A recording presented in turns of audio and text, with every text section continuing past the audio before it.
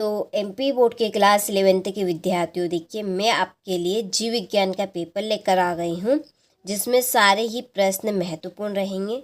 इस पेपर के द्वारा आप पास ही नहीं बल्कि आप अच्छा स्कोर कर पाएंगे। तो इस पेपर में सारे ही प्रश्न आपके महत्वपूर्ण रहेंगे, जिनको हम सॉल्यूशन के साथ में सारे कंप्लीट करेंगे। तो ये पेपर आपका Hindi medium plus English medium दोनों के लिए रहेगा। तो चलिए वीडियो को शुरू करते हैं और सारे क्वेश्चनों को हम सॉल्यूशन के साथ में कंप्लीट करेंगे।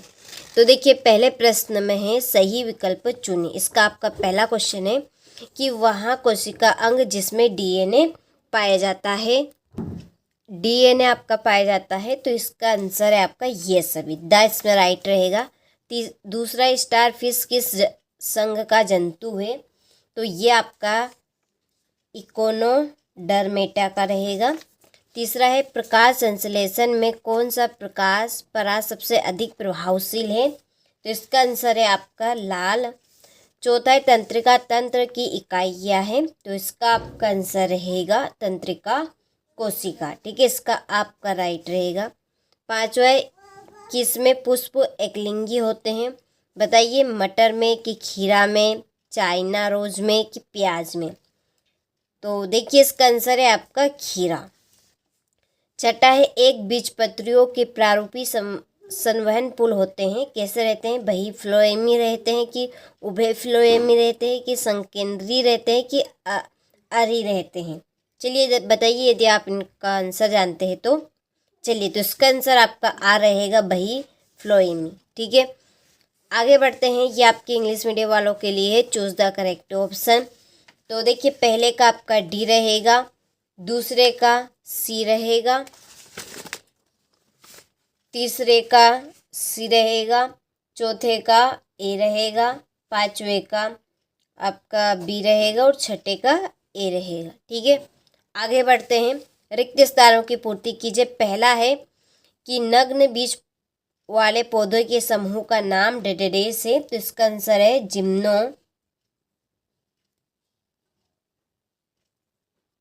स्पर्म। क्या रहेगा, जिम्नोस्पर्म। दूसरा है तंत्रिका तंत्र की उत्पत्ति डेडेडेस से होती है, बही यर्म से होती है।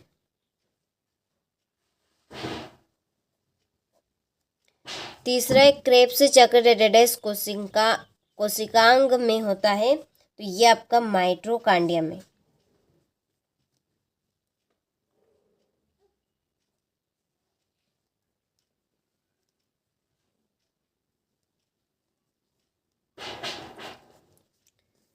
चौथा है पक्षी वर्ग की हड्डियां डेडेडेस होती है, तो कैसे रहती हैं, खोखली। पांचवा है कीटों में संवहन डेडेडेस के द्वारा होता है, तो इसका आंसर है आपका टेकिया।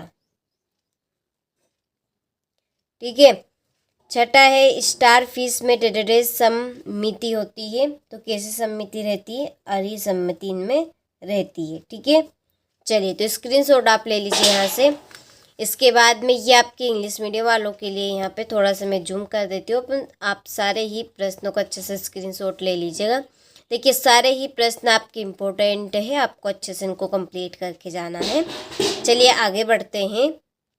तो देखिए तीसरा प्रश्न है सही जोड़ी बनाइए। पहली है ऑक्टोपस, इसकी आपकी देखिए जोड़ी रहेगी यहाँ पे, ये आपकी रहेगी कंटकी प्लेट। ठीक है, ये आपकी पहली जोड़ी। दूसरी क्रेब्स चक्र, ये आपकी माइट्रोकांडिया।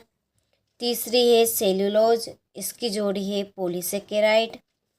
कीट की जोड़ी आपकी रहेगी ट्रेकिया, और ये आपकी पांचवी जोड़ी। ठीक है, चलिए तो स्क्रीनशॉट आप ले लीजिए और सारे ही प्रश्नों को आपको अच्छे से कंप्लीट करने हैं। यहाँ से आप इंग्लिश मीडियम वाले ले लीजिए। आगे देखिए तीसरा क्वेश्चन नंबर 4 में एक वाक्य में उत्तर लिखिए। तो पहला है गुणसूत्र किन पदार्थों के बने होते हैं, तो देखिए जो गुणसूत्र होते हैं वो आपके डीएनए, आरएनए और प्रोटीन तीनों के बने होते हैं। ठीक है, दूसरे अंतःस्रावी ग्रंथियों के अध्ययन को क्या कहते हैं, तो इसको हम कहेंगे एंडोकाइनोलॉजी। क्या कहेंगे इसको,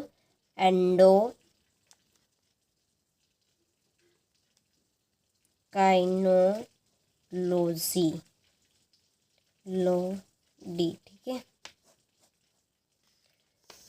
तीसरा है द्विखंडन क्रिया किसकी है, तो ये आपकी जो द्विखंडन क्रिया है वो आपकी अर्धसूत्री विभाजन की, किसकी है, अर्धसूत्री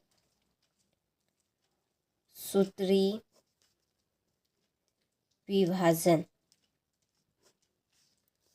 चलिए चौथा है अमीबा का प्रचलन अंग कौन सा है, कुटपाद, क्या रहेगा इसका आंसर, कुटपाद। पांचवा नाखून किसका बना होता है, तो नाखून आपका काइटिन का बना होता है, किसका बना है, काइटिन, ठीक है। चल स्क्रीनशॉट आप ले लीजिए, यहाँ से आप इंग्लिश मीडियम वाले ले लीजिए, आपका भी यहाँ पे मैंने फिल कर दिया है। तो आपको सारे ही क्वेश्चन हम ऐसे देंगे जो महत्वपूर्ण है, जो आपको परीक्षा में सारे के सारे देखने को मिल सकते हैं, ठीक है। तो देखिए क्वेश्चन नंबर 5 में सत्य पहला है कि मानव का वैज्ञानिक नाम मैगीफेरा इंडिका है, तो ये आपका असत्य, ठीक है, यहाँ पे आपको असत्य लिखना है। और दूसरा आपका सत्य रहेगा, तो यहाँ पे आपको क्या लिखना है, सत्य लिखना है, ठीक है।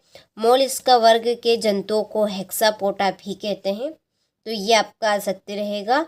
और यहाँ पर चौथा आपका सत्य रहेगा, पांचवा सत्य रहेगा, और छठा आपका जो तंत्रिका कोशिका होती है वो विभाजित होती है, तो ये आपका असत्य है, ठीक है। चलिए तो स्क्रीनशॉट आप ले लीजिए यहाँ से, ये आपके इंग्लिश मीडियम वालों के लिए। चलिए यहाँ पे मैं आपके टिक कर देती हूँ, आप इनको कंप्लीट कर लीजिएगा, ठीक है। चलिए ये आपका पांचवा राइट है और छठा आपका रॉन्ग रहेगा, हो गया। क्वेश्चन नंबर छठा है, यहाँ पे 2 नंबर का ये प्रश्न है आपका। क्वेश्चन नंबर 7 है प्रत्यक्ष तथा अप्रत्यक्ष परिवर्धन में क्या अंतर है, तो ये भी आपका 2 नंबर का प्रश्न रहेगा।